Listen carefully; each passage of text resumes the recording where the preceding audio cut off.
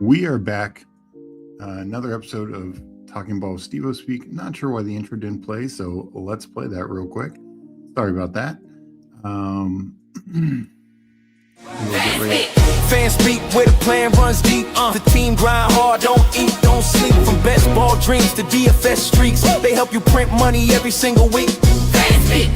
No cap, no gimmicks, we breaking limits. NFL bets, yeah, we live this business. Meg and Steve, that OG vision. Draft room killers on a lifelong mission. More stress to the Sunday spread. Fan speaks, that voice that's inside your head. Best ball, DFS, NFL bets. They built it brick by brick, no regrets.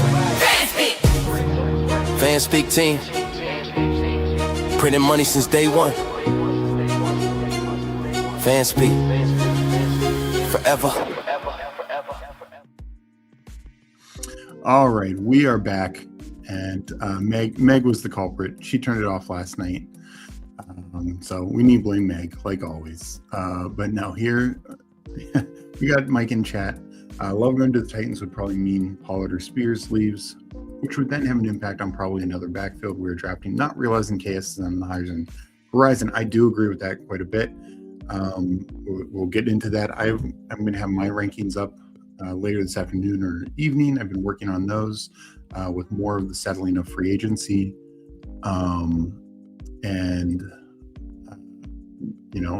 I think there's a lot to be said about what's going on. Even some of these smaller moves are going to be more impactful than I think people realize. We will get into some of that today. But no, a lot of chaos still on the horizon. There's a number of receivers who are still out there. Obviously, the quarterback situation is not fully settled yet. A few tight ends, maybe still an AJ Brown trade in the works. So a lot of moving parts still with it, even with as wild as things have been already. We got Jamie in here. Jamie, of course, responsible for that amazing intro. So appreciate you in here, Jamie. We got Losimo in here, GM. We got Paul in here, GM. We're now officially 50% of the way through the pre-draft contest window. Yeah. So, and that's a good point. And let's take a look at where we are. The big board, I'd say, is trending pretty well, 63.7%. Imagine it even starts to pick up some more. Little board, little behind. I have one more to go. We'll do that sometime on stream. It's right behind 50%. I think it still feels, but I think it's the twofold issue I've talked about before. It only being a 20 max, and people just, unlike Paul, who has done drafting, and a few others who are done drafting, like I think a lot of people are afraid to run out of drafts too soon. And so by not having like another contest, or at least clarity, like if Underdog said after the baseball launches, we will be launching, a small $5 thing, then maybe the little board will pick up. I do wonder if some people are, just generally worried. Like I did a lot of little boards early, then really slowed down. I've done mostly slows of late, and then have one remaining. So I think that would probably help things as well. But overall, I think Underdog's tracking pretty well. The bigger board is also over 50%, 61%. So yeah, I mean, we got the draft is a little earlier this year. Closes on April 23rd this year. Most years it's more like April 26th, 27th, 28th, 29th is usually when the draft starts. So excuse me, just the way the calendar fell this year, it's roughly about a week earlier than what we typically expect. But so I'd say, yeah, big board and bigger board are trending very well. Little board's behind the 8 ball, but I don't think it's a sign that people are anti-little board. I think it's a sign of truly scarcity. Mike saying, Bossy not even on her streams. Meg is a little too focused on golf. Speed is -5 today. I can't focus. I'm in showdown PGA sweat. Well, good luck, Meg. We got Al Boogie in here. What up, people? Doing good, Al. We are going to get into a big board soon. We definitely have had some more news coming out. I did a baseball stream yesterday. then in the stream last night with Meg, we of course got the Kyler signing. With the Vikings, that was the big one, highly expected, but definitely the big one. We also had Rashard White coming back to Washington. Small deal, 1-year deal. So I definitely don't think that takes them out of the Love camp as well. And multiple Washington beat writers have at least acknowledged that, like, this leaves Washington open to do something else. I mean, I guess theoretically that could be traded for A-Chain also. And when I say A-Chain, I don't mean Travis A-Chain, which is apparently how you pronounce his name, the former Jags new Saints running back. I saw that before he went on. He gave a press conference that we've just been pronouncing his name wrong since going back to college. I mean, it's just wild. I get it. People have different pronunciations of names. But that one I did not expect. So I guess very much more careful in who we're talking about. So we, those were like the, Calvin Austin signed with the Giants. There are a few other like little things, but there's some bigger dominoes still out there, particularly in the wide receiver market. I think Debo, Diggs, Juwan Jennings all could have impactful fantasy roles in this next season. So Dallas Goedert, it sounds like maybe the Eagles are trying to work something out, but that could be a very impactful fantasy role. And then guys like Brian Robinson Jr., Najee Harris, maybe one or two others sneak in there. Still in the right role could be fantasy viable. Arkansas Pro Day today, maybe some Mike Washington news. I don't think we'll hear too much from him. I'm guessing he's not running 40. I'm sure he'll do the other testing. And unless it's crazy bad, I don't think it's going to impact it too much. I'm sure we'll get he looked great in drills and that kind of stuff. And so I wouldn't expect a ton of news from that, since he already kind of wowed with the 40. He's not going to run another one. So, but yeah, if he does the other workouts well and drills, that'll be positive. Yeah, I think he's firmly in the day 2 mix. I still would definitively have Jadarian Price ahead of him, and I think strong cases for a couple of the other backs as well.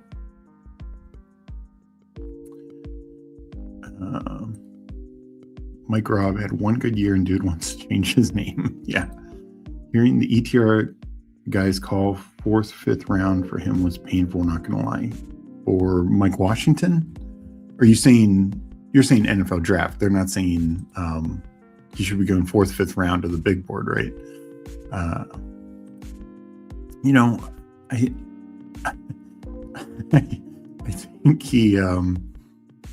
think he kind of started this process in that day 3 range, but with the strong Senior Bowl, strong combine, I think he's definitely moving up into the day 2 category. Mike says if he drinks a 40 and 4.3, I'll bump him up. And we got GAB in here, GMGAGE, Best Ball fam. It is Friday, always a good day. Absolutely. So let's get into the first draft here. Entering a big board. I'm going to count it down. I'm going to enter in 10 seconds. Enter in 10, 9, 8, 7, 6, 5, 4, 3, 2, 1, enter.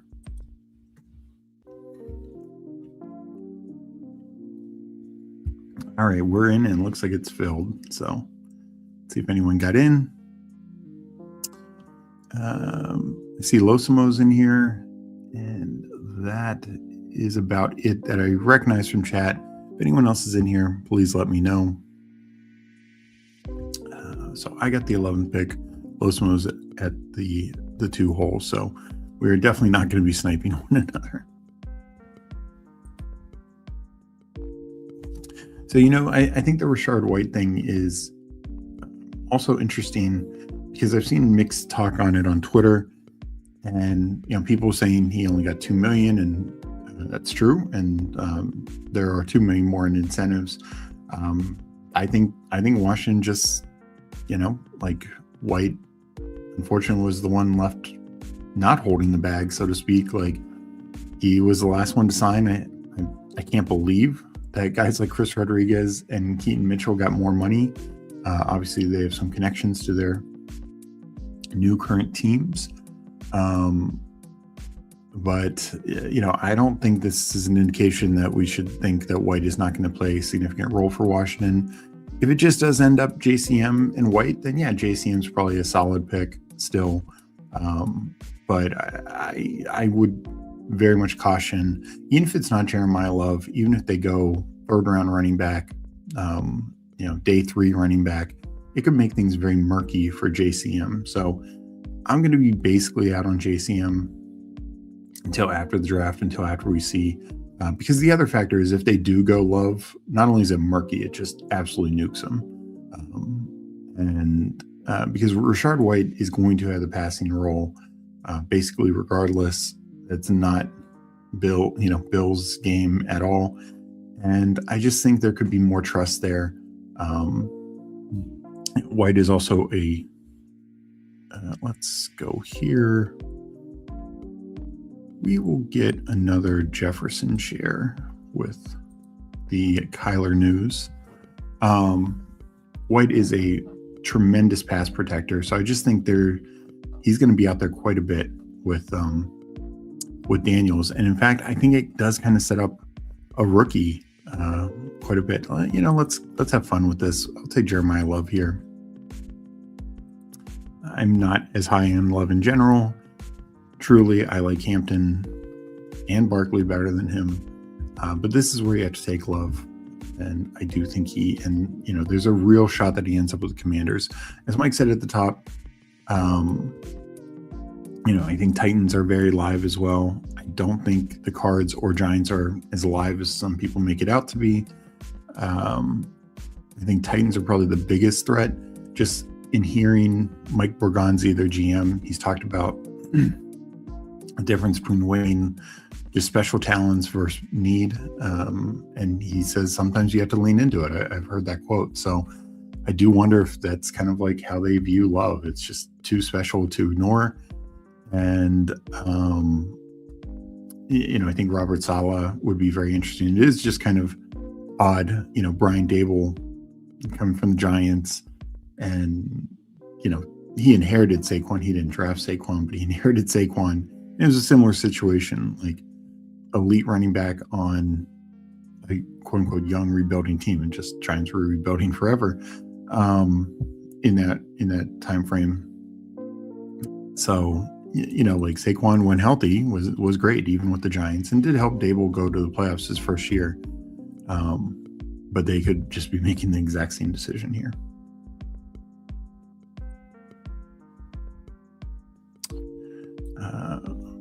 If Love comes, it's curtains for both, for Pollard and Spears. Yeah, Pollard I think would get traded at that point. Spears, they probably just keep. He's a relatively cheap backup. Can help in the passing game a little bit, to spell Love. But I think they would trade away Pollard pretty likely because they would save like $7 million. And, at that point, like teams wouldn't give up much. It would be a pick swap or a 6th or 7th rounder at best. But I do think that upsets the apple cart because let's say Washington misses out on Love and they say, you know what, let's just trade a 6th rounder for Tony Pollard, 7th rounder for Tony Pollard. Like, guess what? Tony Pollard's the number 1 backer. Same with Seattle. A couple other situations where Pollard could take over the lead back or make things very, very murky for the current running back situation. So I do think that is a absolute factor.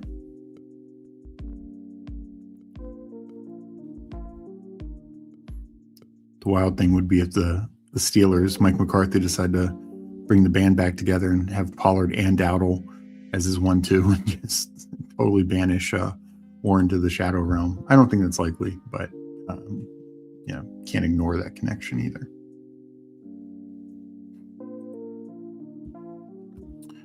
All right. We got Mikey Boy G. Hello, sir. Hope you're well. Here for the great facts and level-headedness. Can only do drafters, but like watching drafts regardless. Appreciate that. I appreciate that. maybe some pre-draft. I do want to do more drafters streams this year for sure. So I will definitely try and do more because I know some people that's the only option they have.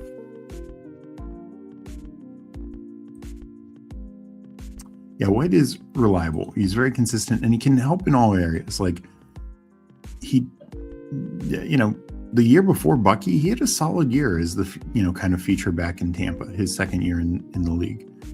Speaking of Bucky, we're not taking him here. I think I go Kyron. Yeah, I'm gonna go Kyron here. But I think Rachaad White again could be a pretty serious threat to JCM to lead Washington in running back points, even without another major addition. I am lower on Garrett Wilson, but I will take a share here. I do think Geno helps Garrett Wilson's floor. We obviously had a real worry that they could try and go really cheap at the position, or maybe feel compelled to start Ty Simpson like a much longer portion of the year if they were to draft him, just with the Jets having 4 picks in the top 2 rounds. They're of course one of the more live teams to draft Ty Simpson. I still think they are, but knowing that they have Geno, and also, and not that this is official yet, but it sounds like they could be bringing in like a Carson Wentz or somebody else like that. So kind of having like 2 veterans. I understand neither's a great quarterback, but they are, somewhere in that quarterback 25 to 40 range. And that's better than some teams have, right? And probably better than most rookies, particularly a rookie like Ty Simpson, who long-term has a ton of potential. But short-term, I would not want to just throw this guy to the fire. The people who think that, I think, are just very, just not reading the situation. We see time and time again, quarterbacks struggle without a ton of college experience. Look at JJ McCarthy. Ty Simpson he was in college a long time. He only had 15 starts. And a couple of those are against like absolute cupcake matchups.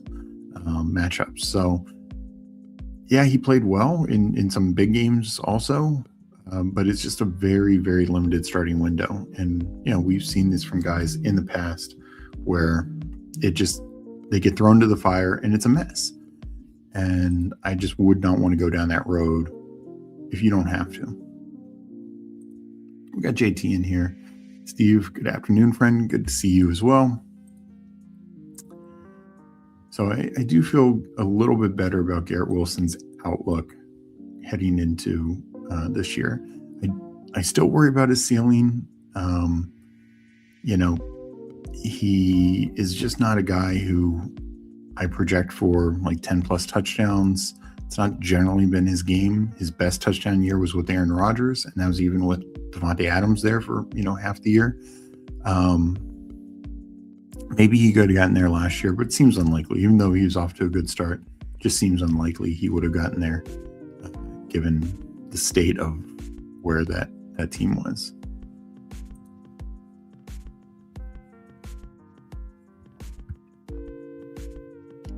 Boy, if Lamar gets back to 59, I'm going to regret taking Garrett Wilson over Zay Flowers.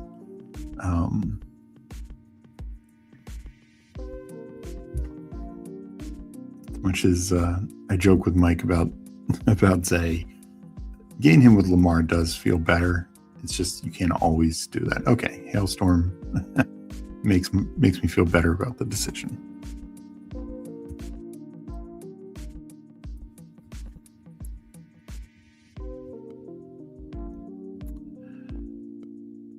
So I think I'm going to go one of these 2 second-year running backs. Judkins goes. I will take Scadaboo. Meg talked about it last night, and why I wouldn't just fully buy into this, on Scadaboo's interview on the Rich Eisen show. It just never has made sense that they would prioritize running back so much in a year where they have a lot of needs. I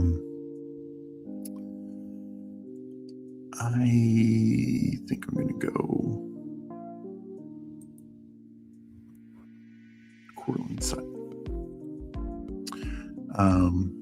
And also, they gave up their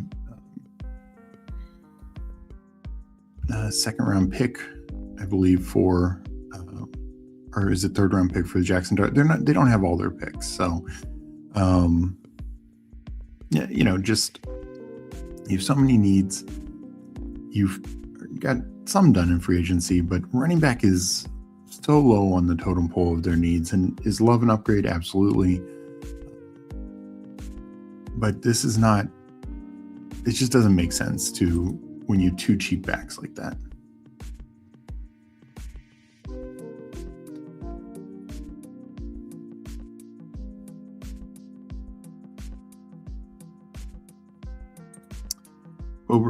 It's hard for me to see the vision on Wilson with how bad Geno was. Well, here's the thing. Like, as bad as Geno was, he was still an upgrade over Justin Fields. It's more like I'm willing to give Geno not like a full pass. I'm not saying he's going to be what he was because honestly, his 3 years starting in Seattle, his best one was his first one. Each year got a little bit worse, and then last year total fell off the wagon. But I think a lot of that had to do with the Raiders more than anything else. Chip Kelly, they're just already legendary tales of how badly prepared that offense was with Chip Kelly. The offensive line was a complete mess. It was not strong to begin with, and their top two guys missed like a total of 20 some games, most of which together. They were both out. So their offensive line was an absolute joke last year. Of course, Bowers missed significant time. They trade the whole team was a mess. Not that the Jets are the franchise of stability, and Frank Wright doesn't wow me as an offense coordinator, but I think it just gives a whole floor. I think it will be better for the Jets than last year. I think Geno can just be better than Fields, and there's just enough there. Like I said, the ceiling isn't super high on Garrett Wilson. Like I don't think when we turn the cards over week 17, we're going to look at Garrett Wilson as being a top 5 or top 10 receiver. But I think roughly where he's going, let me double check what it is. I don't want to speak totally out of turn. Garrett Wilson is wide receiver 16. Can he be top 15? Yeah. I think he's honestly more in the 15-20 range. So it's kind of like right at cost. It is kind of how I treat Garrett Wilson. Let me go.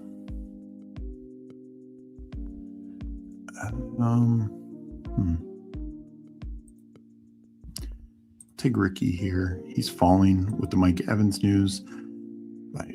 I think Mike Evans should be rising, but I don't really think Ricky should be falling, particularly with the Kittle injury situation. Could the 49ers still add another receiver, maybe via the draft? Yeah, but I think Ricky is probably fairly locked into the number 2 role. And my other point to that, let's see what I want to do. I will go. I'm going to go Michael Pittman. I love Ramondre, but I have a lot already. I think Pittman got a great landing spot also, but the thing with Ricky is he is going to get a lot of this like underneath stuff, a lot of the like screens, manufactured touch, slants, just easy in breakers. He'll have some downfield stuff also because he does have speed. Like people don't give him enough credit for his vertical game. But I think Mike Evans is going to be that X alpha receiver, outside receiver, not just from his vertical game. Now Evans has the big touchdown role. But I do think Ricky is going to find a lot of soft coverages with Evans on the field. And I would not be shocked if he leads the team in targets. In fact, I think that is the most likely scenario. And so him falling to the 80s, and this is a good team. This is a good offense. I've said it before, this was like a top 10 offense, even with all the issues that they had last year. And, Brock Purdy is a good quarterback. We saw it down the stretch when he got back healthy. But, the 49ers, this is not the Jimmy Garoppolo 49ers of a couple of years ago where they were average passing. But, the 49ers in their league ranks last year finished 10th in points, 7th in yards. And, it really wasn't running. Like, they were 10th in rushing attempts, but 24th in yards. They actually struggled running the football, despite CMC's, success. They were 10th in passing attempts, but 5th in yards, 4th in passing touchdowns. This is a very good passing offense, and that's a passing offense that missed their quarterback for half the year. Mac Jones had 8 starts and Purdy left games early. That's an offense that Juwan Jennings missed a couple games. George Kittle missed 6 games. Ricky Pearsall missed half the year.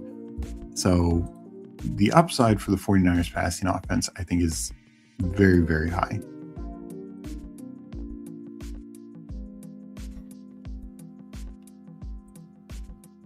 We see all these other teams where 2 receivers are taken relatively early, like in the Eagles, A.J. Brown and Devonta Smith. While I'm very bullish on the Eagles offense improving this year from last year because of the coaching change, I will say with some certainty, I think the 49ers are going to throw the ball more and very likely to have more passing touchdowns.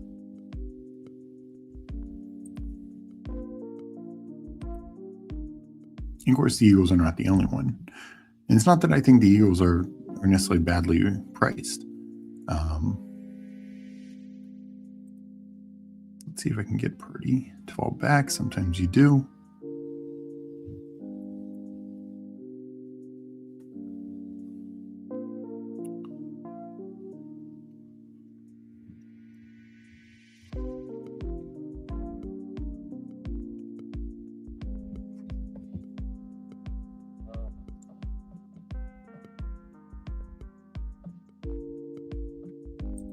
All right, that worked out. I think I might double tap quarterback here, get 2 stacks, feel really good about where I'm at. Also, did Kyler already go? Yeah. Where did Kyler go? Did I miss it?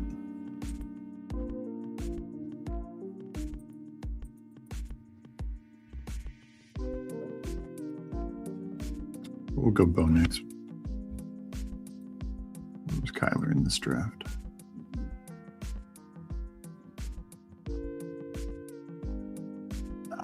Right here, 100. And I think that's where Kyler's going to start to go. I just figured with Jefferson I might have been able to get him.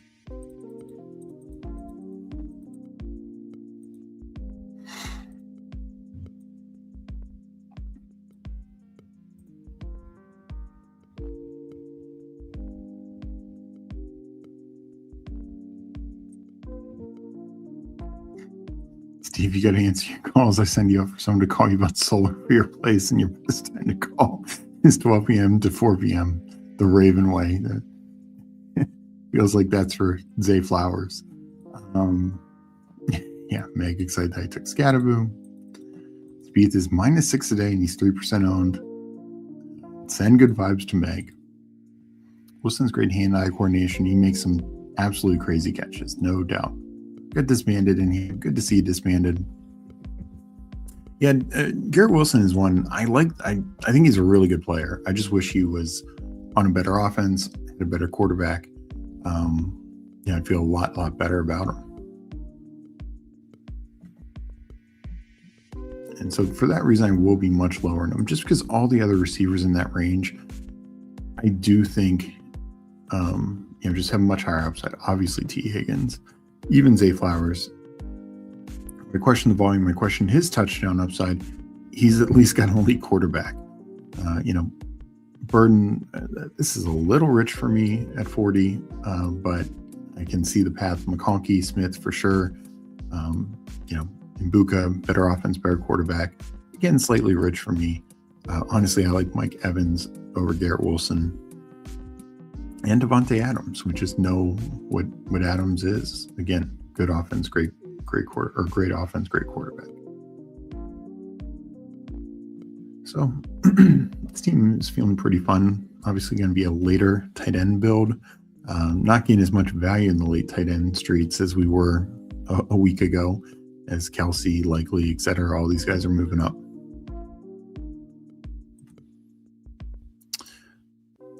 Could definitely tap a third quarterback here. Obviously, if I wanted to, I could wait on Geno or take the Rodgers shot late.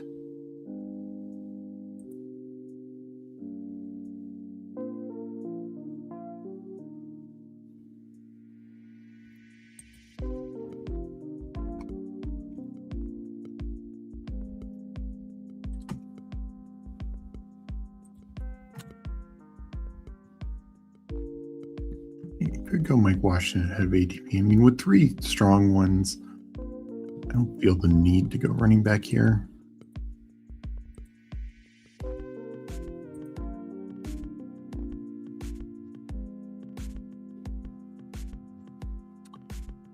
I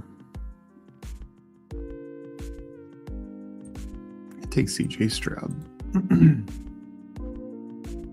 Still like having a third quarterback.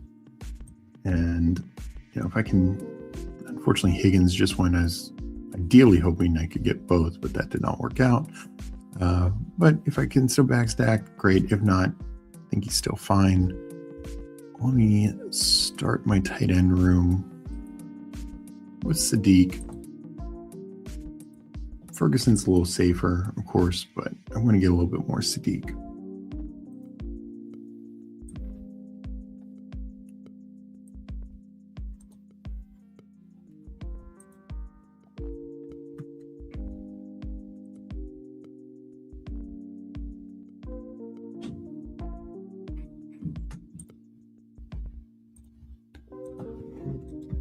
Doesn't look like it. Let me check Twitter for any new news.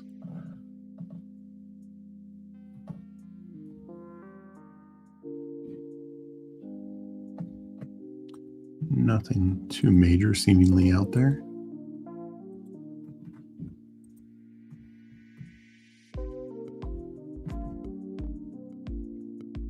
So there goes Mike Washington at 139. I think that's a fair range. There's still some other running backs that are out there that I think are pretty good, but the interesting thing is it does show how much it really does show how much 40 times. I know there were some other workout things, but Emma Johnson has just fallen massively, and Jonah Coleman, who didn't work out at all, projected to be fairly slow himself, is still kind of staying, like he's fallen maybe 10 spots. He's, still kind of in the 120s. And most big boards have them either fairly even or Emma Johnson ahead of Coleman. Not all, but it just feels interesting and kind of shows why maybe some people don't run at the combine. Not that they are tracking ADPs, but it shows just the cognitive, groupthink that happens when somebody has a bad number, and consequently on the flip side, when somebody has a good number and they start shooting up the boards.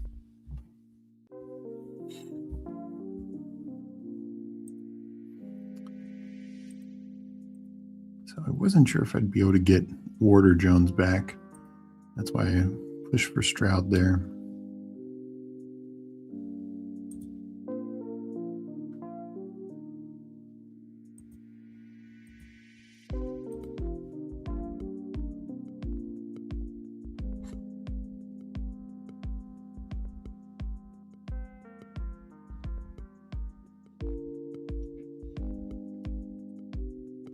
I'll take Connor. I still like Emma Johnson, especially at this new price. I have quite a bit of him already.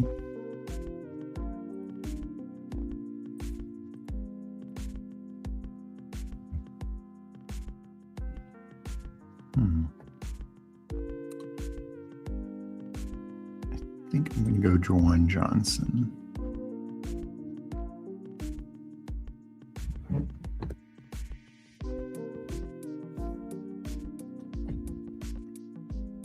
So I appreciate everyone for joining. Appreciate the chats.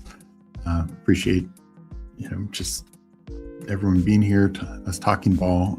Don't forget to like this episode. Those who are watching who maybe aren't subscribed, please subscribe. We are on the way to 1,000. We're going to do a 24-hour live stream after the BBM launches. If we've gotten to 1,000, we're trying to plan it out, do some fun things. I'm sure we're going to have a lot of fun. And anyone who watches our sibling showdown, you can believe there will be quite a few hours of Meg and I, going at it, as one would say, like going with our brother-sister rivalry, but always good times.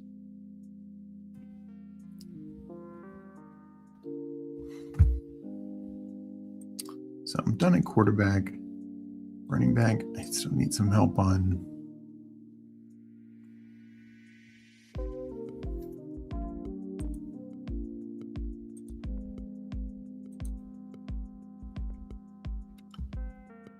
And then, of course, more wide receivers and tight ends. When I take 5 receivers in the top 100, I'm okay waiting a few rounds. So I need to start changing that, because I need to start getting more of these guys, not really Tyreek Hill, but some of these other guys like Bryant. I have a lot of DK, but Booty. There goes Jalen Naylor. That makes sense. I in the ranks I did right after the start, I had him at 160. So 169 makes sense. I'll probably keep him in the same area for my next rankings. There goes Schultzy. Would have been fun, but I knew pushing him, I was just kind of in a no man's zone for Dalton Schultz, because he's been moving up with the news that they extended him. I think a lot of people were worried he could be a cap cut, or they'd bring in somebody else, but they extended him. So Schultz is definitely locked into their role next year.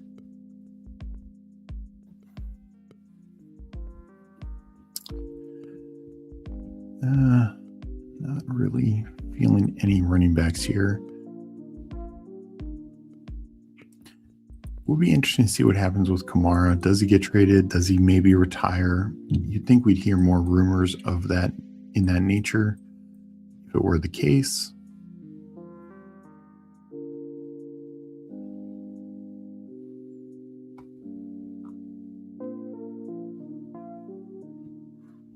There goes Kamara.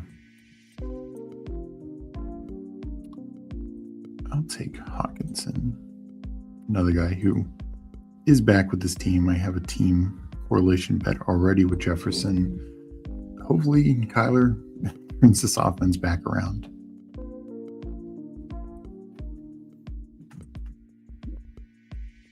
And I've been trying to scoop Ryan Robinson Jr. I mean, at worst, he's going to be what he was last year, just a great handcuff option, I believe. But there's still a few spots out there where if he signs, he could be a solid number 2 back. And if he signs in Seattle right now, he's their number 1 back.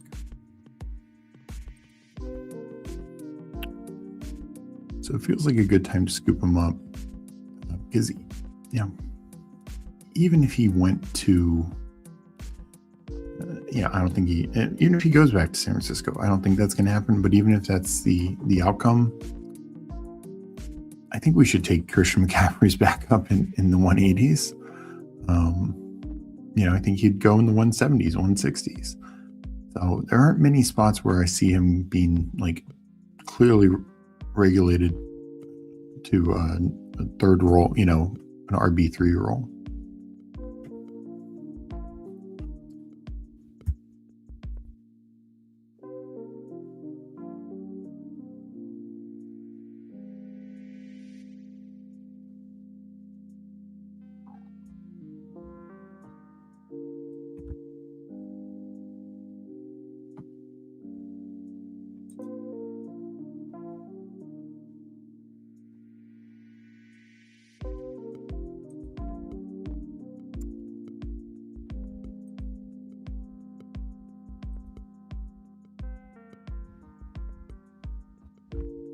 let's go to the board.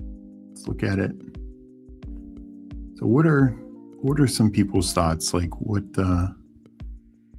are some early reactions on free agency? Any big surprises? Anyone who you were taking a lot of that you're totally out on? Anyone that you are, now totally in on? And I'm definitely very interested in hearing what the chat thinks.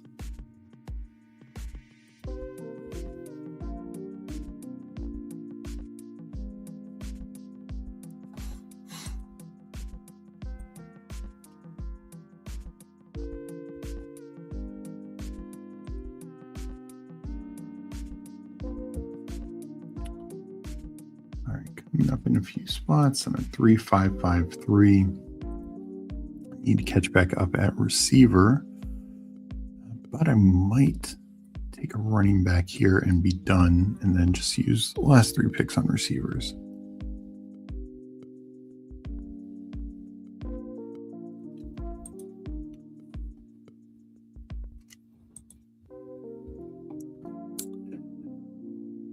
I think I will go Ray Davis, finish up the running back position, go receiver the rest of the way. Yeah, crossface. I was too. I kind of, when this launched, and with Rashard White being a free agent, I actually thought White would get more money, and sometimes that's just how it is.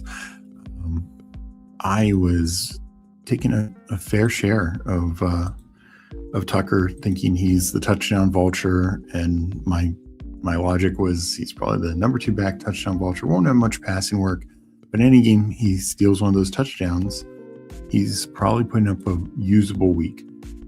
Is it going to be a great week? No, but can it hit my RB2, hit my flex? Absolutely. That seems less likely now that it's a 3-man split. I mean, it still could be a couple weeks where he does that, where he gets a touchdown and then, has 40 combined yards, 1 or 2 catches, and you're talking 11, 12 points, somewhere in that ballpark. But it just seems a lot less likely now with Gainwell there and Bucky. Feels like he's just going to be kind of there for any touchdown cleanup at the goal line. But that situation is one I do worry about. I really worry about Bucky's outlook. If he's, and he'll lose some touchdowns to Rashard White as well. Because White is not like a goal line back, but he's actually a good red zone back because he's good at the backfield. Like I said, good pass blocker. He's the type guy you can chip and then go out. I just really worry that Bucky's role is going to be, very much, or I'm sorry, I said White, but I meant Gainwell. We saw this with Gainwell last year, and Gainwell, because Jaylen Warren is a similar type of back, neither one had the full lockdown for a goal line role or a red zone role. I think Warren ended up slightly more than him in inside the 5 carries, but it's not by much, if I recall correctly. But Bucky's kind of the same thing. I think Tucker will have that inside the 5 role, but Gainwell will have plenty of red zone usage, which will be annoying. And Bucky just probably, lead the team in carries, but he's probably second in targets. And I worry about what that split is. So it feels like Bucky can just can be solid and might put up, honestly, kind of what we saw from Kenneth Walker last year, 180-ish points. But that's why we didn't feel great about where Kenneth Walker went in drafts last year. If you drafted him, you got a couple of good weeks out of him, but for the most part, it felt like you kept getting vultured by Charbonnet.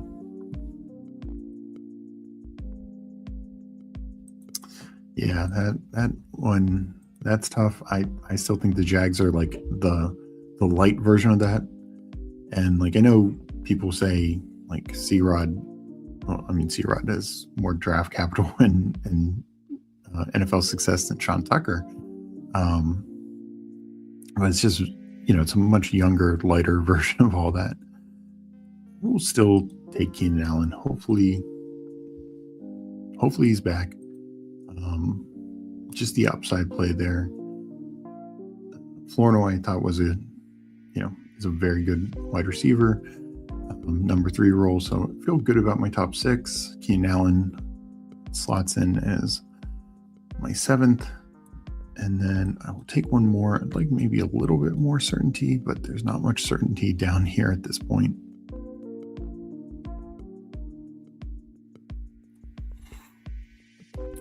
Yeah. Take a Devon Vele. I think the Saints add somebody probably in the draft, but Vele could retain a top 3 role. Not exactly exciting, but I think reasonable for a late round click. So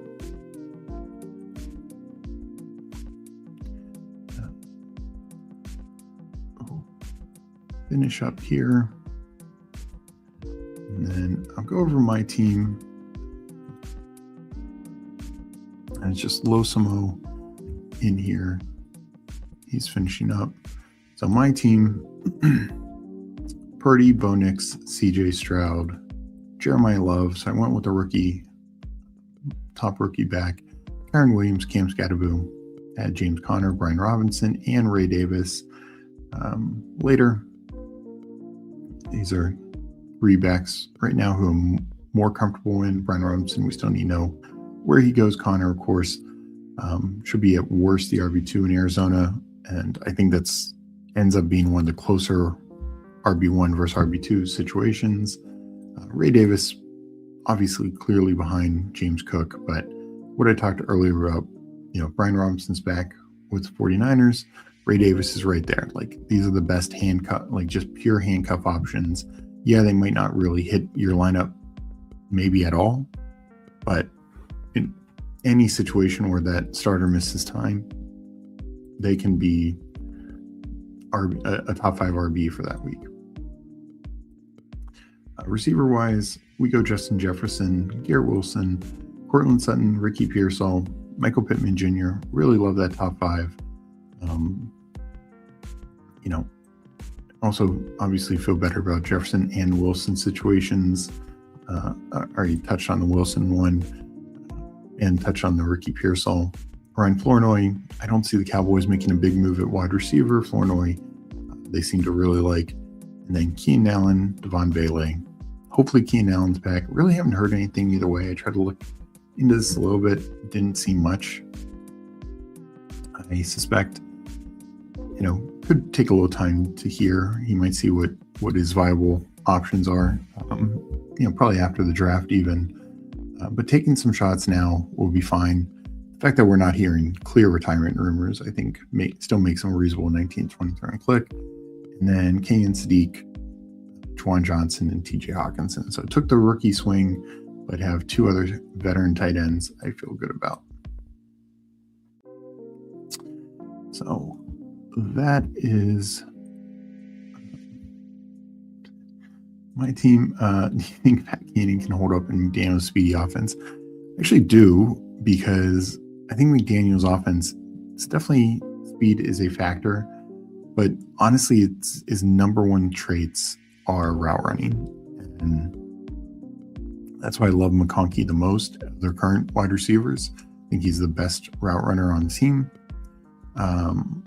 And he also has the speed for sure. But, Mike McDaniel comes from the 49ers system. Obviously plenty of time with Kyle Shanahan. We see how a receiver like Debo was utilized, and McDaniel was part of that 49ers team when they drafted Debo and developed him and everything. And Debo, though good speed, is more known for the quickness, the route running, his ability to get open, and that to me is Keenan. And actually I think Keenan was used outside more than people realized last year, and Justin Herbert loved throwing to him. He just didn't, it was just so spread out that it just didn't end up being enough. And I still think Keenan's probably looking for the same kind of season he's had the last couple of years, 700 plus yards. Could the touchdowns fluctuate? Sure. Probably the third or fourth option on the team, depending on the tight end viability. But I actually think he'd be fine.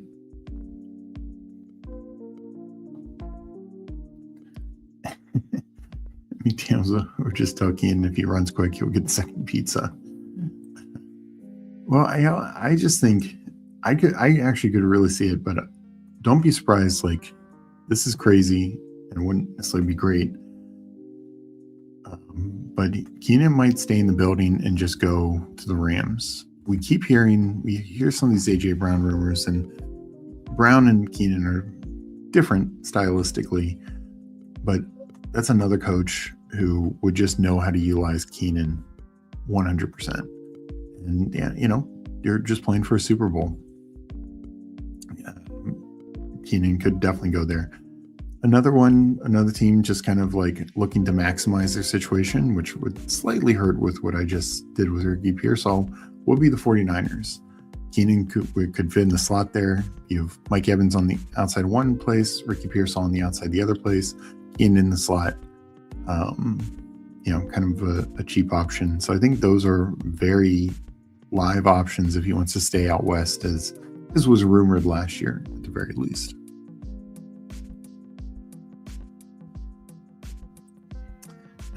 Heavy lad bags. Yeah, well, I have pretty heavy Devontae Adams bags. But man, Stafford to the moon. If his three options out there, those three guys and whichever tight end they want to run out. So, all right, let's. And Evans feeding that electrical station. So, I think the prompt of the day was rookie landing spots. I think with free agency now, I'm going to take a break from the draft and let's look at rankings. Like I said, I will have my rankings updated soon. Position by position, quarterback. We know it's Mendoza. We know where he's going. Sounds like they want to bring in a veteran quarterback. So I'm going to be a little lighter on Mendoza from here on out. Not that I want to have zero, of course.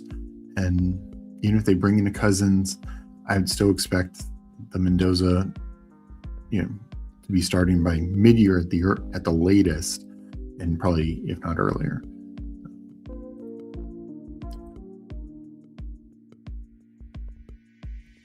Excuse me. Sorry about that. And no other rookie quarterback do I really have any consideration to.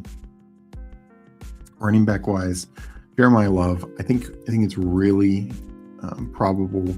The two most probable landing spots are Titans and Washington. Of the two, I think Washington is the clearly better landing spot. I think they have the better offensive line. I think they, we know their quarterback is better, though both are obviously very highly drafted and highly touted. So maybe Ward makes that big second-year jump. We saw it last year, Caleb and May making that big second-year jump. And, their offensive line could still get improved upon as well. So I think either one is a great landing spot, because I do think Pollard's gone in the scenario for the Titans. And so, Taj Spears takes some of the passing work, but Love is a feature back and should be heavily utilized. In Washington, I do think it would be better. Rashard White, again, taking some of that passing work. His pass blocking also a key factor there. But Love will be out there for the carries, the yards, the touchdowns for sure, and have an okay passing share himself. Could it be Cardinals? Could it be Giants? I see that less likely. As for the other rookies, I think Jadarian Price to the Seahawks in the second round would be very live. Whether it's trading back from the first round, whether it's trading up in the second round, or maybe falls all the way to their final pick in the second round. I think those are very strong options. Mike Washington, Emmett Johnson, and Jonah Coleman are going to be the next three backs I believe off the board. I know some people think Mike Washington over Jadarian Price. I don't really see it. But, could Mike Washington sneak in the second round? Absolutely. As for other landing spots, Washington doesn't have a second round pick. Titans pick is early, so I wouldn't expect that. Could they trade up from the third round? Absolutely. So I think whoever doesn't get it back there could go that route. Maybe the Vikings, just because they're bringing back Aaron Jones on just a 1-year deal. I don't think it's going to be a top priority. I just think they have other needs. They had to cut a lot of guys, so they're probably going to have to replace most of those guys via the draft. As for some other teams, I think could be very live for like day 2 running backs. Potentially the Cowboys, just because right now behind Javonte, they don't really have anything. But probably they're more likely day 3. I think the Lions could be very, very open to it. Packers as well. Obviously, both teams got rid of their number 2 back. Don't really count Pacheco as a full replacement there. So they could look at somebody like a Jonah Coleman, an Emmett Johnson, particularly the Packers for Emmett Johnson. While Josh Jacobs is good in the passing game, it's not like he's great. And Emmett Johnson could carve out a role there. I think the Falcons, though they're limited with their picks as well. So that's probably the, one caveat there. And then Carolina, they took Jonathan Brooks a couple years ago in the second round. So far, he's just been injured. They haven't really gotten to see him. They're saying he's progressing well. But Chuba Hubbard was fairly easily replaced by Rico Dowdle last year. I don't know how confident they are in Chuba this upcoming year. So those are definitely some of the teams I think are most live for round 2-3 running backs. Mainly more in the round 3 range for the guys that get just mentioned. Some could maybe try and wait to the 4th round where you have your like Katron Allens and Nicholas Singletons and Le'Veon Moss and a few other guys in that mix. So that's kind of how I see the running back position. Another team potentially would be the Ravens. Keaton Mitchell's gone. Justice Hill is coming off I think like a serious neck injury. So they don't really have much behind Big Dog. So I think they had somebody, but I'm guessing this ends up being more day 3. Next we go to wide receivers, and this is tougher, A, because there's so many, but B, there's still so much uncertainty out there. For instance, teams like the 49ers, Steelers, and Bills added a receiver without losing one. Patriots also added a receiver, but they did lose one. But all 4 of those teams could still take a first rounder. I think the Bills are probably the least likely since they gave up their second round pick for DJ Moore. So that would mean their first and second round picks are both devoted to the receiver position. And they just have other needs. Steelers, I think they could wait, but they do have a second rounder and 3 third rounders. So they could say, hey, let's just go from having one of the thinnest wide receiver rooms to one of the best wide receiver rooms. We still have 4 other picks on day 2 that we can get some very usable, productive guys. So, I could see them going either way. Of course, we have teams like with major wide receiver needs. Washington, that's either 7th overall, trade back, or 3rd round. So tough to really know. 7th overall is maybe even too high. I like Carnell Tate. I like these receivers, but they don't strike me as like top 5 receivers. Borderline top 10 guys. So at 7, maybe you pull the trigger, maybe not. Giants, could they use another receiver? Behind Neighbors, who's coming off a major injury. You have Slayton and now Calvin Austin. Absolutely. Just don't know if it's their highest priority. Don't see Cowboys.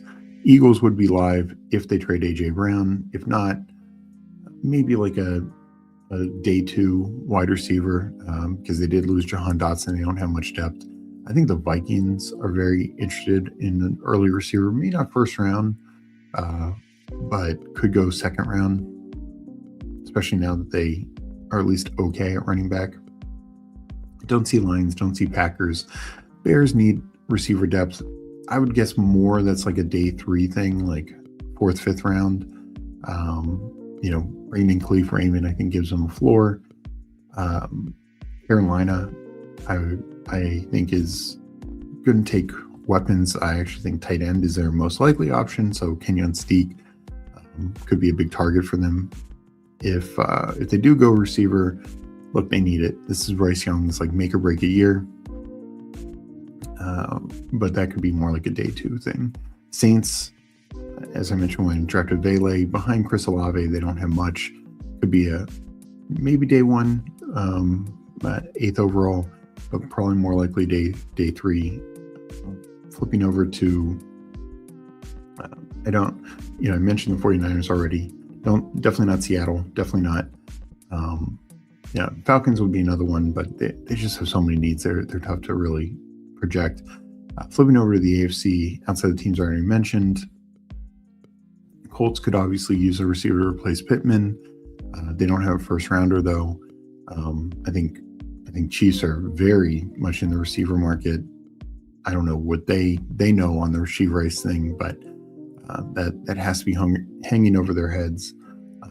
Raiders in the 2nd, 3rd round could go wide receiver. They added Naylor, but it's just Tucker and Jack Bash and Thornton right now. And of course, they didn't draft those other guys. And then the big one, I think, is the Ravens. I really think Ravens 14th overall have to be looking to add another weapon to Lamar Jackson. Right now, you've only subtracted. You lost Likely. Likely was a big piece. That's one of the reasons why they kind of have been more coy about not adding another receiver. Kind of going with this veteran route in recent years. Well, they liked Likely. Well, he's no longer there. Could they take another pass catching tight end? Sadiq would be wild there. I don't see him going in the 1st round. Maybe in the 2nd or 3rd round, they're looking for young tight ends, but he's also losing Charlie Kohler, of course. Titans are definitely one of the more teams that need a wide receiver. I don't see it with their first pick, but 2nd, 3rd round, absolutely. So those are the teams I'm primarily focused on. And then tight end, I think Sadiq. Eagles are an outside chance if Goddard goes. Definitely more that those chances go up. I think Carolina makes a lot of sense.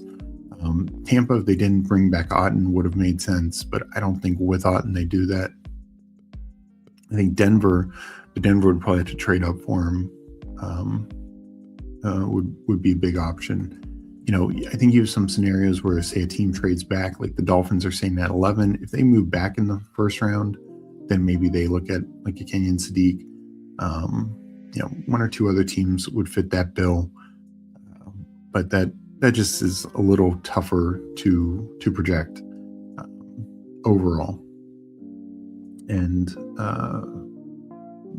I think in the 2nd round, 3rd round, I'm just not sold. Like, we're going to see great landing spots for Stowers, potentially the Broncos, but not too many great landing spots out there. So that's why I'm not drafting too many rookie tight ends right now. All right, let me get back to it. I'll do another draft. And I know it was an hour earlier, but I appreciate everyone for joining me, liking this episode, and all the comments. Don't forget to subscribe if you're not already subscribed. We also have our free Discord, link in the description below. Plenty of good conversation going on there. In addition to our Discord, you can sign up for a Substack. That's where you'll find our rankings, you'll find our articles. We have a lot more coming after the draft, after BBM launches. A lot of exciting things going on there as well. That's a one-time payment. You can see in the description below. And you get a 7-week free trial. All right, let's get into one more draft today. I'm going to count it down, entering in 10 seconds. Aaron in 10, 9, 8, 7, 6, 5, 4, 3, 2, 1. Enter.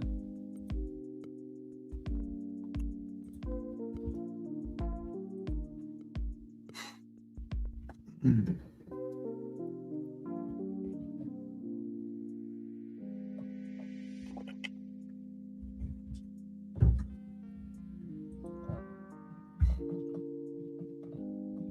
right, I get the 101. We got King QC in here in the 12 spot. So again, not going to be sniping each other.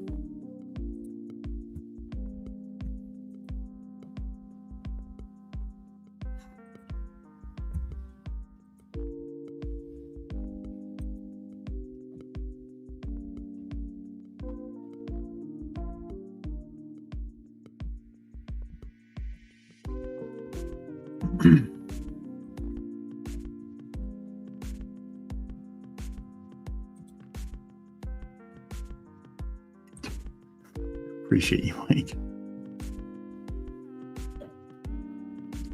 So I'm still Bijan over Gibbs, but it is definitely close. Let's just keep getting that Bijan exposure up.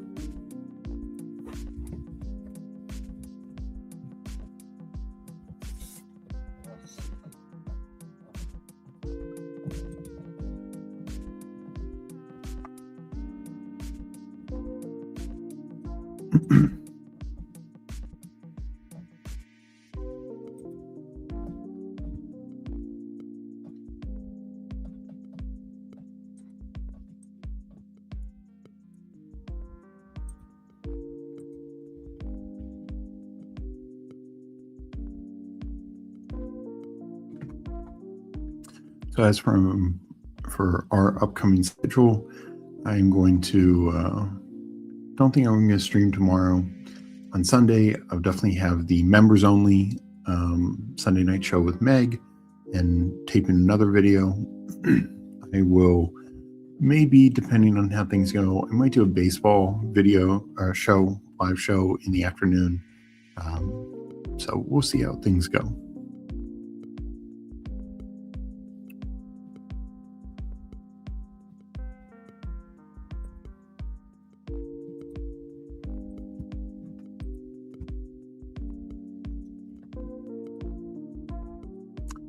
And I would definitely be back next week as well, pretty much every day on the lunch hour.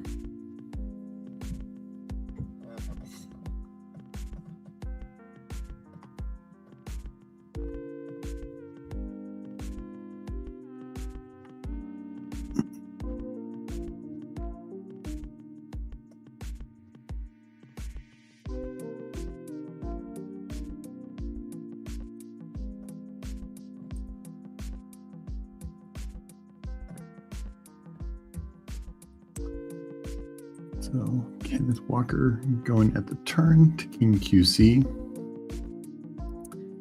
Yeah, I think we're going to see that more and more. And I get it. Like, you know, Walker, for, as I said earlier, he was so frustrating last year. But now he goes to the Chiefs.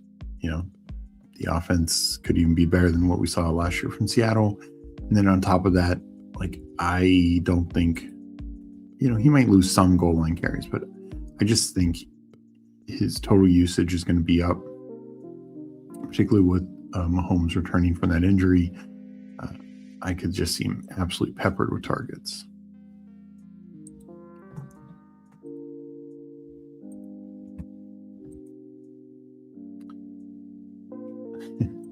No one here to overrule your selections must feel nice. Yeah, though at times I probably need somebody to overrule my selections.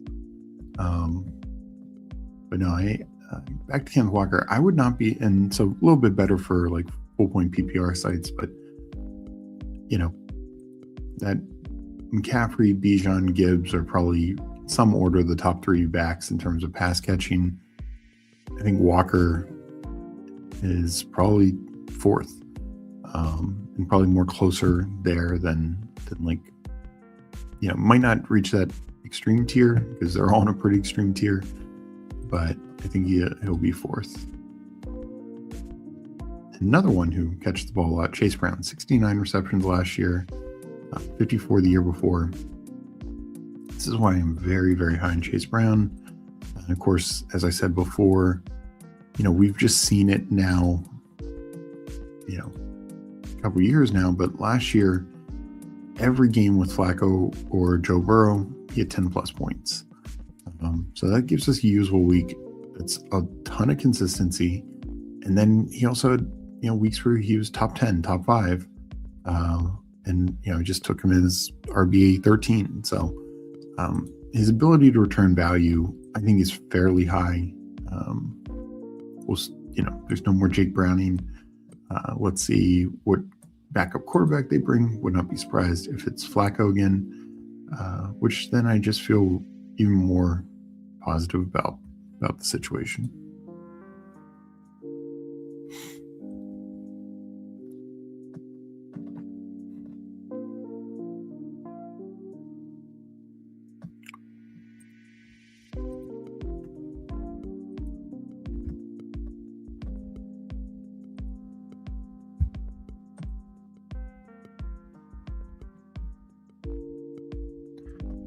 Anything saying, fun fact, I also drafted a sub 2K projection team yesterday because I drafted 8 rookies and all the rookies are projected 0. I wouldn't take yesterday's low projection too seriously. No, I agree. And that's a factor. And we had like 3 rookie running backs, I think, and 1 rookie receiver. So that's no doubt a factor. But like you said, like you took 8 rookies. Our thing was, none of our running backs are going to project high. Like I didn't even have I'm trying to remember what that team was, but who was our first running back? Did we even get, if we got Stevenson, he's 159, Dowdle's 129. I do think that's a criminally low number for Dowdle. I think we had Dowdle on that team. Like Dowdle, I don't think should be projected for less than Jalen Warren. I don't really see where that path is. Monangai 148, so but it's why, like Monangai does have a ceiling. Like Dowdle probably has a bit of a ceiling with Warren there. So I think the tough thing for that lineup is outside of injury, it's tough for any of those guys to just massively overperform. Now we saw Dowdle last year. Chuba goes down, he gets an opportunity, he just goes nuts for a couple weeks. Then when Chuba comes back, still has a couple good games, but then they kind of oscillate back to Chuba at the end. And some of that was Dowdle was then dealing with something. But just, you do feel, I think these projections can be fairly off base. Like Devontae Adams 155. Why? Like he missed 3 games last year and had 190, essentially 193. I don't know the last time he got anywhere near 155. And honestly, the pace that he was on, he would have been like could have been 250-ish.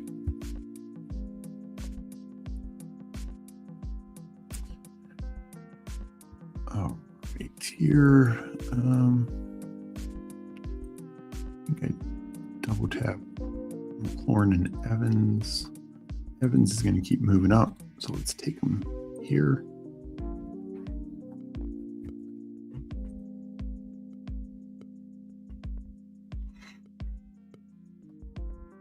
Yeah, he is completely undervalued. Exactly. Like, I don't know why. And I get it because, like where landing spot matters quite a bit for rookies, even running backs, receivers, etc. But you think they would, I don't know, have a flat number, like a first round guy is at least worth this, a second round draft capital, worth this. It does mess up your projections. Yes, if you want the highest projection, don't take a single rookie. But it's pretty wild.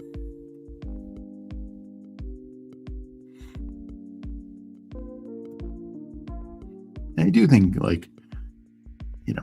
Christian Watson, this is a guy who's, I don't believe has ever hit 150 projection, and I get why his projection is above his career norm because he's never been healthy.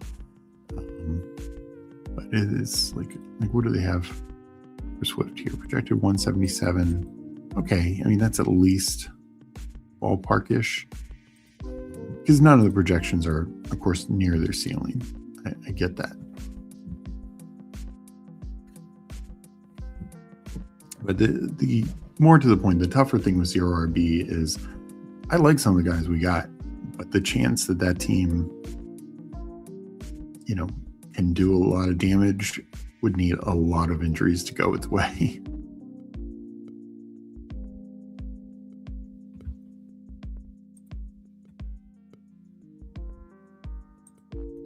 Ironmanner is like 3 times less than his floor. What is Ironmanner?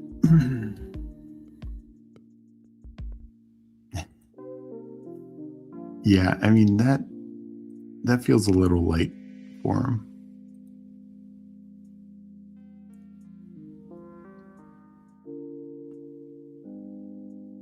Some of these quarterback projections I know are pretty off also. Like who was it I looked at the other day?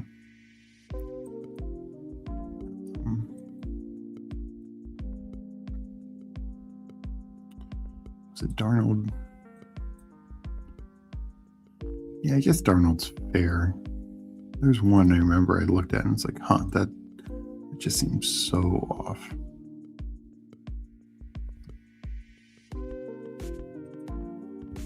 All right, coming up at the turn here.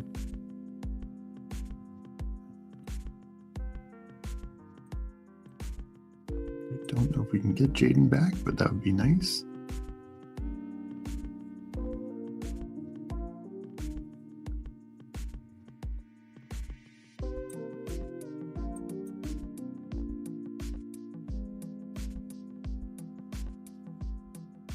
Okay. Stafford at 70.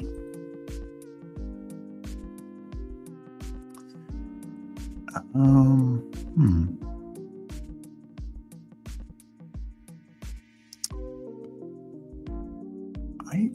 gonna give myself a more unique build. Take Jaden and May here. Still will, likely add a third quarterback later. I like DK Metcalf, but not super in on Parker Washington or Michael Wilson. Definitely not in Jalen Warren. And then tight ends, I just generally like starting after pick 100.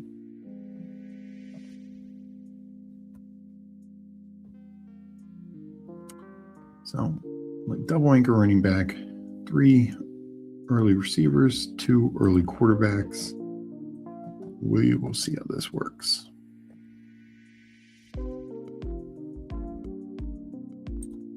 Same exact start the first 5 rounds. My team yesterday, Jaden and Jordan Tyson. Nice. Yeah, usually Jaden doesn't fall back there, so that was nice to see.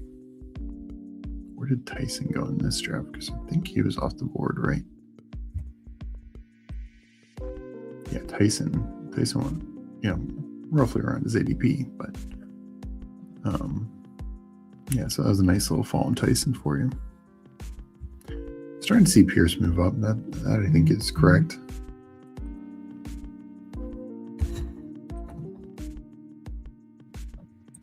Mr. I know every coach has ever coached a certain player. Has anyone on the Broncos been with Pollard previous? They seem to be in a lot of running backs but failed. Would be a stop if Love goes to Tennessee. I mean, definitely not, obviously not Sean Payton, Davis Webb, no. I don't know about like their RB coach or anything like that. So I don't see any direct connection to Pollard. Yeah, Broncos, there's so many rumors that they're going to be in on like the Walker A-Chain /ETN, and I'm talking about the same guy. But that, obviously didn't work out.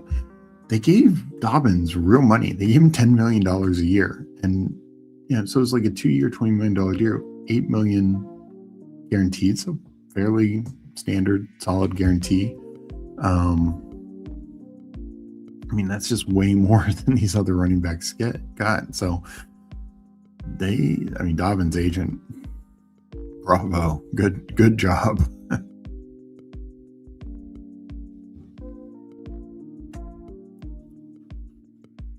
Do another Pittman and Chris Godwin.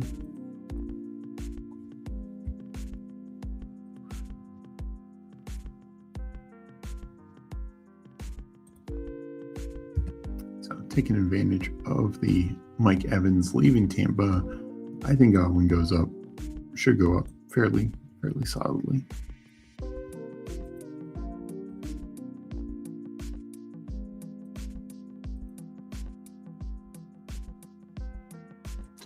Wow, Chig at 191. Probably a better stacking piece, but still grab correlation. Yeah, I won't take JCM. I'd love to get Rashard White on this team. Chig definitely will be in my, later tight end mix. It's tough because sometimes he goes like 175. Other times, you can still give him at 190s. So I probably will. I need to see where, it's kind of like, does he last till 191? I'll have to see. I mean, I wouldn't hate pulling him up to the 168, 169, but I'm gonna have to see where my team's at. If I'm desperate at tight end, I think I'd pull him up.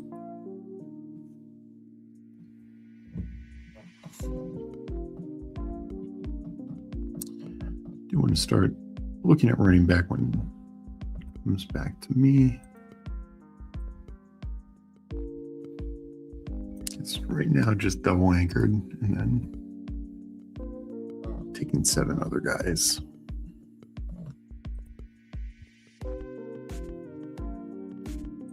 Yeah, if White's here, because he's now kind of going to go in this 120-ish range, I would definitely target Rashard White.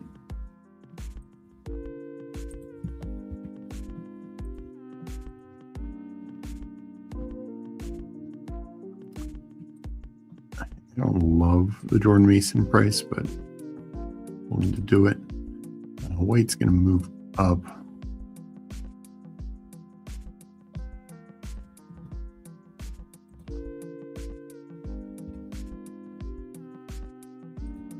Maybe a little earlier than I want my third quarterback, but I would have him stacked as well.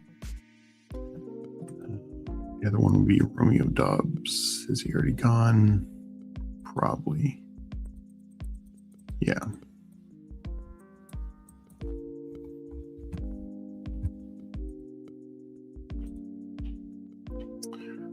Which is, makes sense. Where did he go? King QC got him. So Shuck goes, Dobbins, Price go.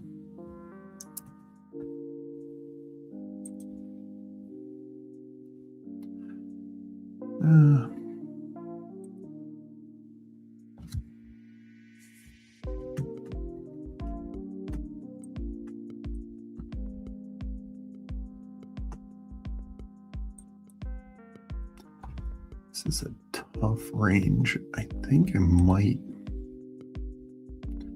take White first. I think I'm going to take Kincaid. Just a little bit of fall.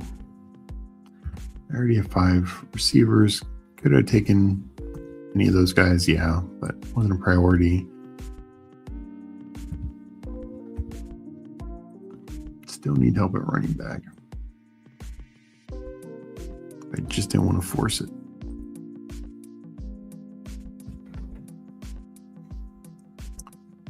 We got Terrence checking in. Addison is too cheap.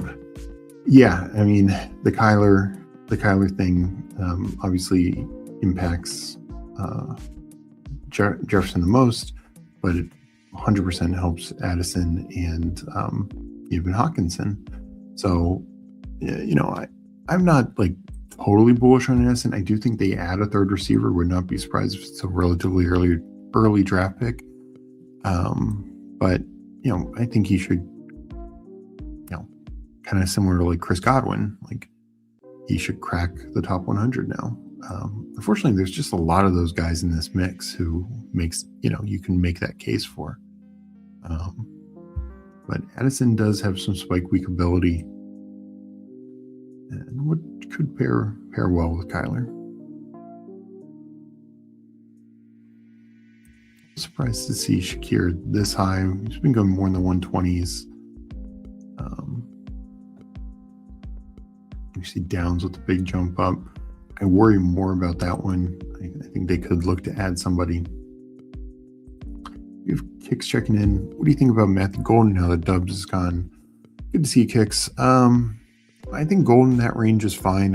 I think Golden is going to be out there in a lot of 2 wide receiver sets. I still think, Jaden Reed ends up with definitely more targets than him. Probably more total production. Golden's going to need some to show that he has some big playability. Tough thing is Watson obviously does that pretty well already. And he will still have done Tavian Wicks and nipping at his heels. But I expect them to give Golden a good snap share and good look at one of the outside receiver, the Z receiver position primarily. So I think he's a reasonable click in that range. It's just, while no Packer goes too early, you have Watson and then you have Kraft and then, like Reed and Golden all together. Probably somebody is mispriced there. Most likely it's Golden. I think it would be tough for 4 passing weapons plus a good running back to pay off, top 125-ish value. That seems like a lot. I feel like the offense would have to be pretty insane for it to happen.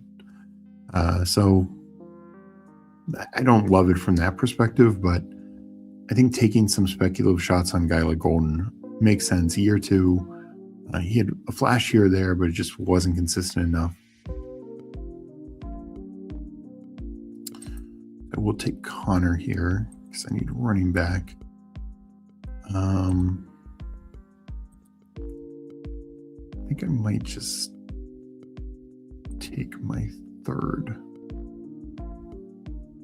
quarterback so I don't have to go,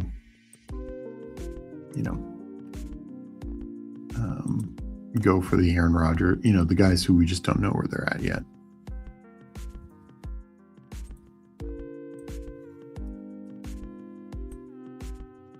Kelsey goes up to 133. That makes sense.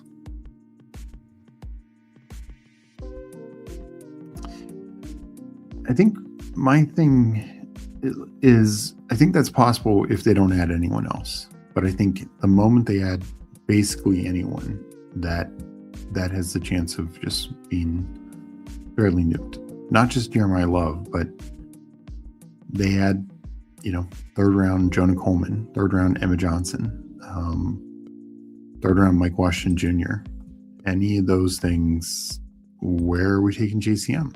And even if you go into the 4th round, 5th round, while I think JCM could still, the lower you go, the better his chances, I believe. But I think the real tough thing is he's not going to contribute in the passing game. And I don't think he's a lock to be the red zone, the goal line hunter. We saw Rodriguez get subbed in quite a bit in those situations and, have a little bit more success there. JCM has had some big runs, like the 2 in the Chargers game, which were in the red zone. At least one might have been right outside. Of course, the big, Christmas Day, 70-yard run against the Cowboys. He had a great game against the Giants as well, though that game, Rodriguez was sick. And, so that benefited him quite a bit because he was kind of like the lead back. So, yeah, I mean, I think he should be more in the 130s, 140s. To me, James Conner versus JCM, give me Conner every time. Even at the same ADP. I know one's old, one's young, but I also know one's good, one's very questionable. Now again, like I said, if they don't add anyone, fine, JCM in the 120s.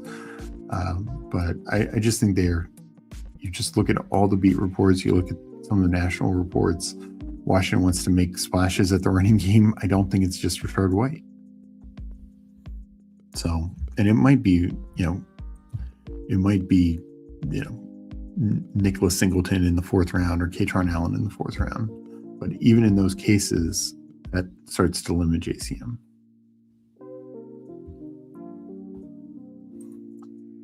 I mean, the difference is Kyron was great.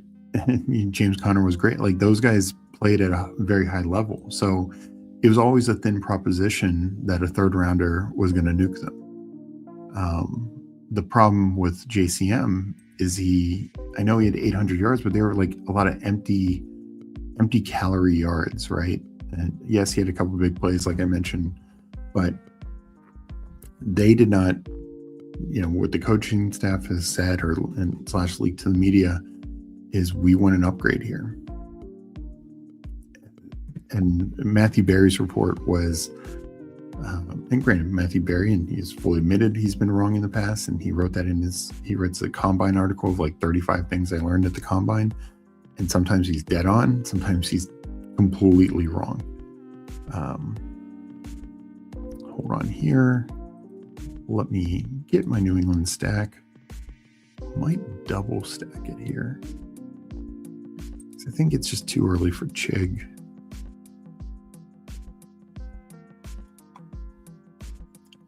Yeah, why not? Let's have some fun. If Chig comes back, great.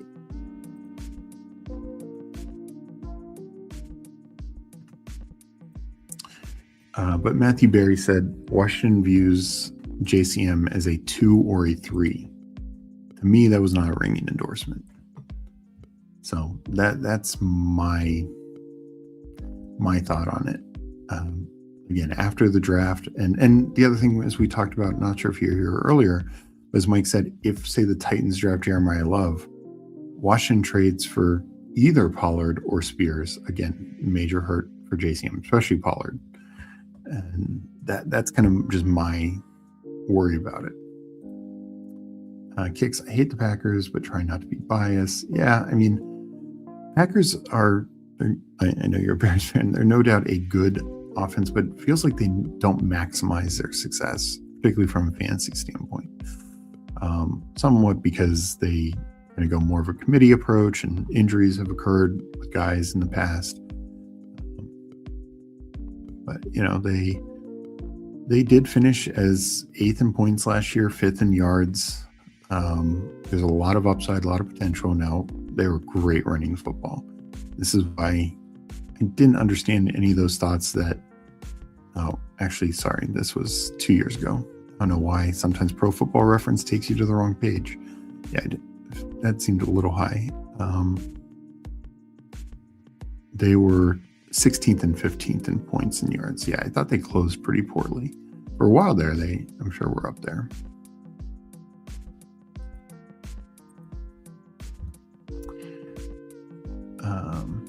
We got Fancy Dog in here, 18th like. Hey, Steve. I'd love to see those likes go up. I know it's an earlier time and not the normal stream and everything, but would really appreciate everyone to like this episode and help us grow. Those likes do help. And I get your just go back to this money thing. I get your betting love isn't there. I just am not sold he can beat out a rookie, because to me he couldn't beat out Chris Rodriguez. Like, he got more usage than Rodriguez, but you could just tell the coaching staff was not in love with JCM. They gave him an initial run, and that was with Eckler getting hurt. Like, if Eckler doesn't get hurt, he doesn't put up those kind of numbers. So, just my kind of thought on it. Hey, the olds are going to start looking good for you. Best ball drafts with the government out here trying to bring back the military draft. Well, hopefully we don't get to that point. Let's make these picks. Absolutely, we'll go Brian Robinson again. And Chig did get got. Yeah. So I think I like Jalen Naylor here. In the last draft, he went like 168 or whatever it was. So getting him at 193 feels good. But definitely thank everyone for comments, chatting, the likes, the subs. We appreciate it all.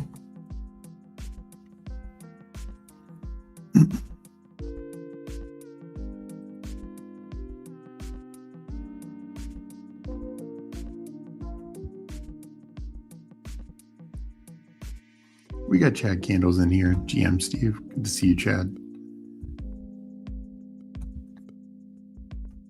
I mean, I understand that.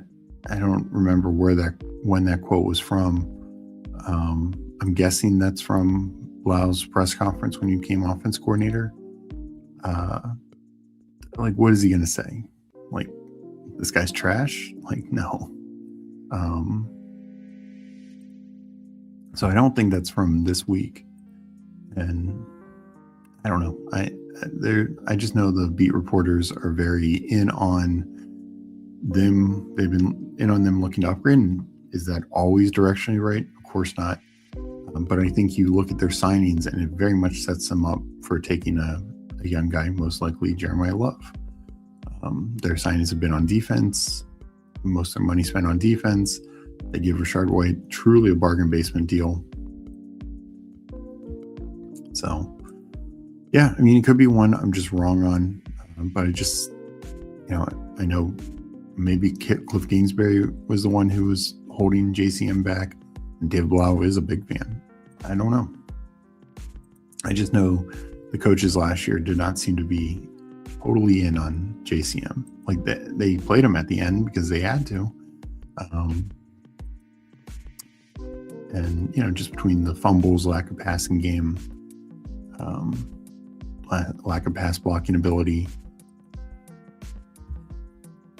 So, depending on how it shakes up, he could have enough fantasy value. He does have the big playability to hit those home runs. So even if on a more limited approach, he could do enough. But that is, just not what I see.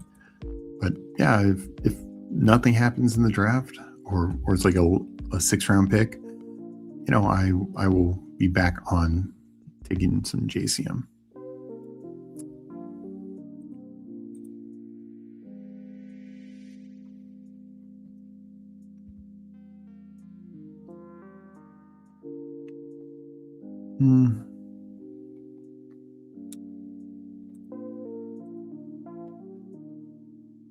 I will go Parkinson tight end and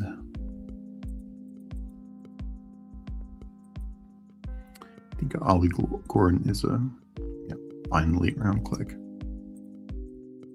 So wide receiver will be the last pick.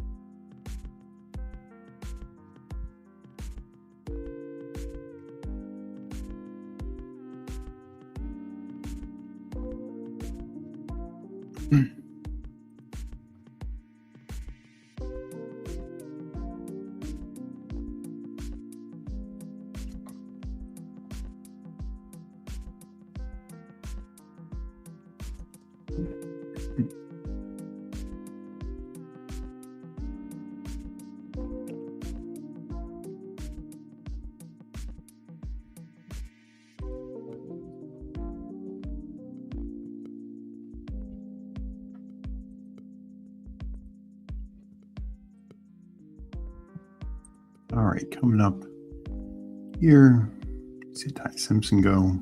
That is one I will not be on. Still seeing Adam Randall get drafted more than I'd expect. I know it gets very thin here at running back.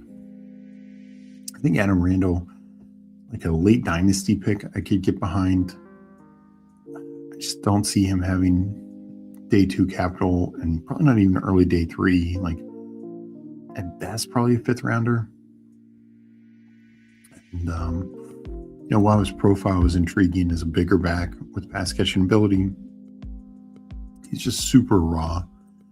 So I don't see him playing a lot.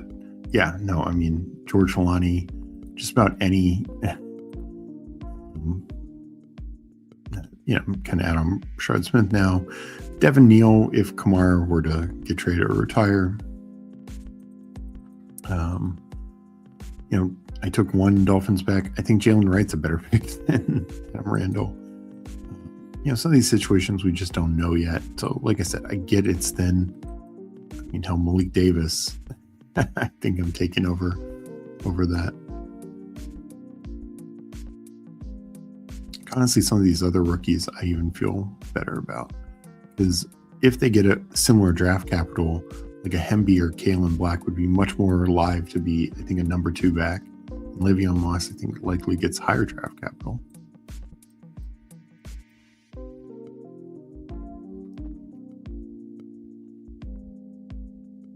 No, I mixed in some 20th round George Holani. Not going to do a ton, but even with Wilson there,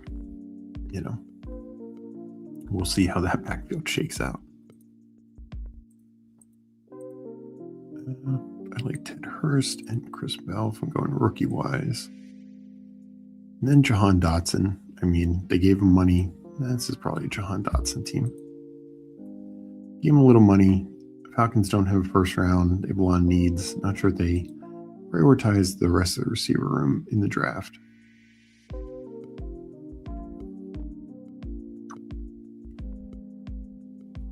All right. So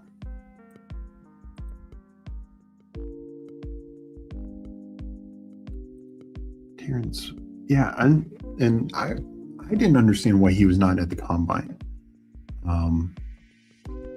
I don't get it at all. Like, how did he not get a combine invite? Is wild to me. He went to the Senior Bowl, did well there. He kind of had a split role with Hemby, but had a very good year in that split role. The year before, he was kind of buried on the depth chart. They had 2 running backs ahead of him.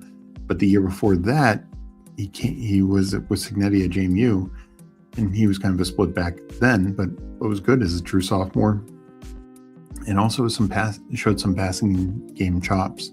Also, he's been on Bruce Feldman's freaks list. Not that should necessarily 100% correlate, but I would have expected him to have pretty good workout numbers. So yeah, that one surprises me. I think he's day 3 back, but I think he's fun. Definitely a guy that intrigues me. So yeah, I think the NFL. I think there are some teams that will see him quite a bit differently than the overall combine grades. That was a weird one for me. He's a young version of Kareem Hunt. I like Kalen Black quite a bit. We'll just kind of have to see where he ends up. So I'm going to review my team, and I will get on out of here. I went 3 quarterbacks, 2 back-to-back, Jaden Daniels, Drake May, and then tacked on Bryce Young. A little earlier total draft capital, but I got a fall on Daniels and May. May's ADP is sliding. I don't understand why. Seems odd to me. Because here's the thing. He finishes quarterback 2, 3, 4, whatever it was. And he did it without as much usage of his legs as I think most people expected. So I think there's a much bigger ceiling for May than people are giving him credit for right now. Bryce Young just won a 3rd starting quarterback. Went double anchor here. So need these 2 to stay healthy. Need these 2 to be in my lineup week in, week out. Bijan Robinson and Chase Brown being those double anchors. And for Rashard White, James Conner, Brian Robinson, Ollie Gordon. We'll, of course, need a good landing spot for Brian Robinson, but if so, I think that is a fine running back room. Chris Olave, Terry McLaurin, Mike Evans, Michael Pittman, Chris Godwin. So 5 receivers in the top 100. 1, 1, 1, 2, 2, but 2 twos with good volume. should have a ton, Chris Olave had 160-ish, 150, 160 targets last year. Terry McLaurin, if healthy, should be 140 plus. Mike Evans never dominates the target department just because he gets big chunk gains. He's just such a touchdown weapon as well. And just, of course, love the new offense. Kayshon Boutte, part of the stack. But just want to get more of him now. I think losing Diggs, I think we see Kayshon, maybe he gets into the slot a little bit more. Only did about 10% last year. Of course, they had Diggs. Jalen Naylor, Raiders gave him some solid money. Probably the one or the two receiver. I mean, Brock Bowers is their number one weapon. And then Jahan Dotson, probably the fourth weapon after London, Bijan, and Pitts, but probably the number two receiver in Atlanta. So, and also runs a lot of nice intermediate routes. Could be good for a guy like Tua. Kincaid got a little bit of a fall there. Just guy in top offense. Hunter Henry part of the stack. And as though many expected they would make a more heavy investment in tight end, and still theoretically could with a few of the names out there. So far haven't, so getting Henry to fall is nice. And then Parkinson, I don't see why the Higbee news has him falling as it has. So that's my team. I appreciate everyone for joining me, being in the draft, chatting, leaving likes. We appreciate all the support. I hope everyone has a great rest of the day. I'm going to get out of here. I will be back on Sunday. Might do a baseball show. Definitely will be on with our members only show with Meg Sunday night. If you want to join, get a YouTube monthly membership to get we have at least 2 member shows every week and plenty of other great features. Mike, thank you so much. You're the best. He's up, son. You deserve some rest. Absolutely. Thanks. Good chat, and appreciate everyone again. Hope you have a great rest of the day, and I will catch you next time.